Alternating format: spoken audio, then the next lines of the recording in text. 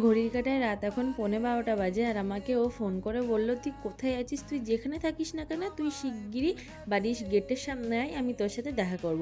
কারণ কি, নিউ ইয়ারের প্রথম দেখা আমার সাথে করবে, সেই জন্য ওদের বাড়ির ওখান থেকেও আমার বাড়ি আসছে দেখা করতে। তো তার যেমন কথা তেমন কাজ, আমি রেডি হয়ে বাড়ির গেটের সামনে দাঁড়িয়েছিলাম।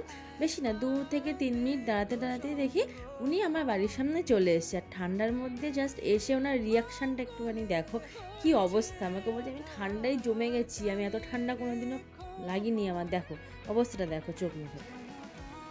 আর এসেই তো আমাকে বলছে আমি তোর সাথে 5 বছর ধরে ঠান্ডায় দেখা করতে আসছি। মানে ওই যে আমি তো রাত্রিবেলা বাড়ির থেকে বেরোই না, তো সেই জন্য আমাকে বলছে, আর তাও তুই আমার সাথে ঝগড়া করিস। এই তো দেখতে দেখতে 12টা বেজে গেল। নিউ ইয়ারের প্রথম হ্যাপি নিউ ইয়ারটা আমি তোকেই বলেছি, আর তোমাদের সবাইকেও বলছি হ্যাপি নিউ ইয়ার। 2026 সালটা তোমাদের খুব ভালো কাটুক। আর আমি আজকে সত্যি বলছি, তোকে আমি আমার লাইফে পেয়ে খুব খুব খুব খুশি।